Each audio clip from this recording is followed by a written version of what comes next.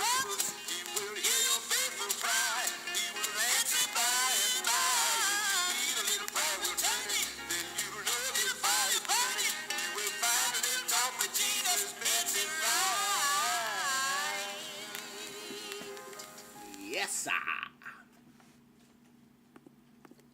And stop. And hello. Okay, hold on. Let me find the place I wanted to find. Flip. Oh, okay. I was focusing on just this last verse in here, but I'll read the whole thing for context. You have heard that it was said, you shall love your neighbor and hate your enemy. I don't know who said that exactly, but someone said it, and I guess, therefore, he said, you've heard that it was said. I don't know who said it. But I say to you, love your enemies, bless those who curse you, do good to those who hate you, and pray for those who spitefully use you and persecute you, that you may be sons of your Father in heaven. For he makes his sun rise on the evil and on the good, and sends rain on even the tax collectors. No, I'm sorry, on the just and on the unjust. Why did I put tax collectors in there? What's my problem?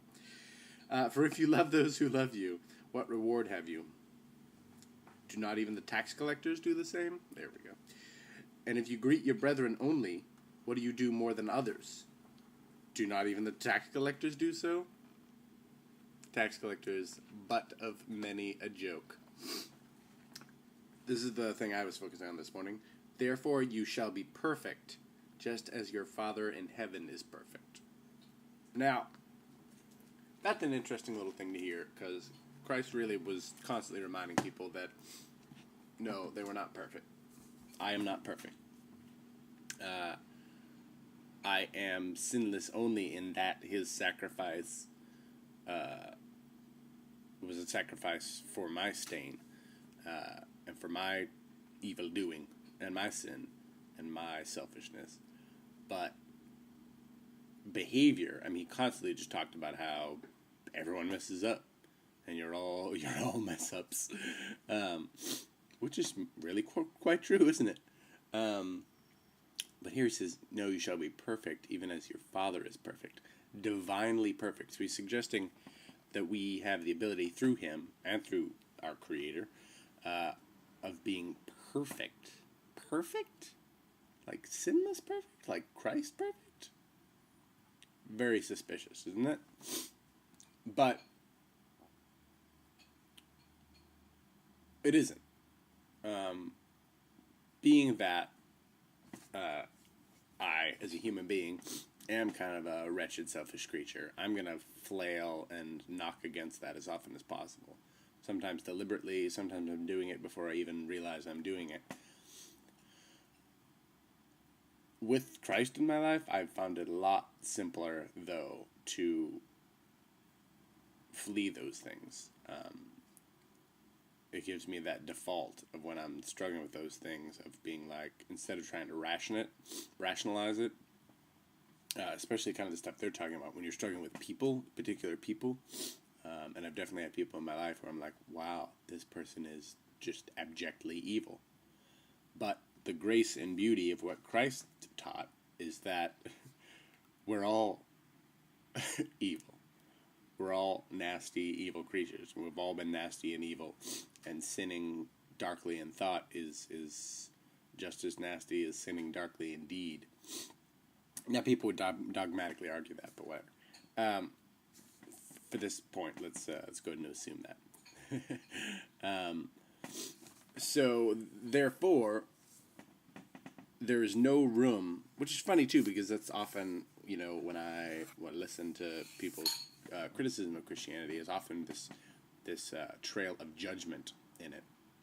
And there is certainly a vein of judgment in the teaching, but largely that teaching is God's judgment, is the judgment of the Creator himself, who gave humankind certain laws, not a lot of laws, but certain amount of laws that they should follow. And the sort of flip side of any law is that there would be some sort of justice meted out for those who violated the laws. over and over again, or just once, or who knows. But judgment itself, I mean, Jesus called against judgment often as could be done. I mean, where he says here, pray for those who persecute you. I mean, literally, when he was being crucified, which is, I don't know if you've seen The Passion, but that is a cinematic, fictional example of the sort of things that the Romans did. The Romans were really, really good at torture and killing.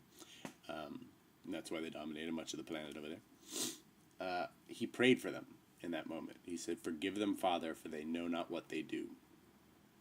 While he's bleeding, nearing unconsciousness, just racked with pain, endorphins charging all the way through and not taking care of enough, I imagine. So I don't know, I guess I've always been surprised. I'm like, where's the judgment in that? We are called as those who have been saved to speak the truth, and speak the truth as God has revealed it. But here we're being called to be perfectly loving, perfectly merciful. We don't know the hearts of men. I don't know who's truly evil or not. People who are afflicting me may often, just as my Buddhist friend often says, are just merely pursuing their own happiness. And that happens to be one that runs in conflict to other people's happiness. And how often have I done the same thing? Quite often. And this isn't something that we're even asked to do. Oh, occasionally. When you feel like it, when you're already in a good mood and someone's being evil to you, then go ahead and continue to just go ahead and love them that time. No, love them all the time. Be perfect in this. Be perfect. And will we actually be perfect? It's certainly possible. I haven't done it. I've failed on that account. But I can look forward every new day, every new year, every new hour, every new minute to be like, okay, well, my perfection in his blood and with his power, because I cannot do it on my own. I'm not nice enough for that. Starts now. So, as of 9:36 a.m. on Friday, my Christ-fueled perfection in loving others in the way that he loved me, despite my slings and arrows cast against his holiness.